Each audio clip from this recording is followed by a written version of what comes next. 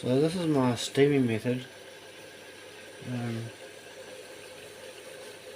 basically I'll let it do that for a bit, and then I'll just get a tea towel.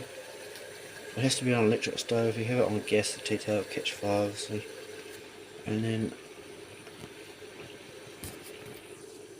I'm going to chuck the tea towel over like that.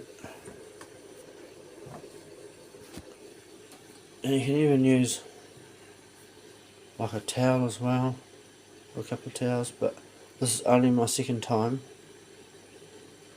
I know it's going to put moisture into the wood, but it has to be bent.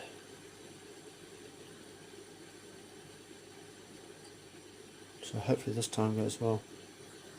Next update will be after, I'll leave this for 10 minutes probably, and then do another video. Cheers.